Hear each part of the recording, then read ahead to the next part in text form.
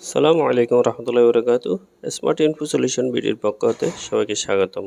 আজকে আমি আপনাদেরকে দেখাবো গাড়ির মডেল, কীরকম গাড়ির দাম এগুলো। যারা আমরা মক্কায় থাকি, মক্কায় গাড়ির মডেল কোথায় আছে অনেকে জানে না। তো এই কারণে আমি ভিডিওটি করা। আমি প্রথম যখন গাড়ি সম্পর্কে গাড়ি কেনার জন্য দৌড়াদৌড়ি করতেছিলাম, তখন কোত্থেকে গাড়ি কিনবো, কীভাবে কিনবো, কোথায় যাব জানতাম না। তো অনেক ইউটিউবের মধ্যে চার্জ দিয়েছি, তাও খুঁজে পেলাম না। গাড়ির মডেল চাইলে জেদ্দা, রিয়াদ, সাবা, মারুত এগুলো দেখাই, যার কারণে আমি এই ভিডিওটি করা। আজকে আমি আপনাদেরকে নিয়ে যাব সৌদি আরবের মক্কা সরাইয়াতে, যেখানে গাড়ির মডেল রয়েছে। এখানে যাওয়ার জন্য আপনারা খুবই পরিচিত একটা জায়গা বলি, আপনারা চিনবেন জবলে নূর।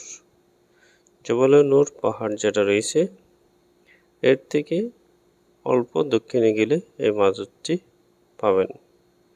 এই যে দেখতে পাচ্ছেন মারুতটি বিশাল বড়। এখানে অনেকগুলো গাড়ি রয়েছে, আপনার পছন্দ অনুযায়ী আপনি গাড়িগুলো ক্রয় করতে পারবেন। বিস্তারিত জানতে আমার হোয়াটসঅ্যাপে নক করতে পারেন, আমি বিস্তারিত তথ্য আপনাদেরকে দেব। এই যে মেন রোড দিয়ে যে গাড়িগুলো আসতেছে, এগুলো জবলে নূর রুট হয়ে আসতেছে। এই অল্প কতটুকু গেলে জবলে নূর।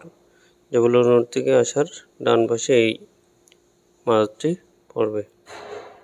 এখানে আমি আপনাদেরকে ভিতরে প্রবেশ করাই।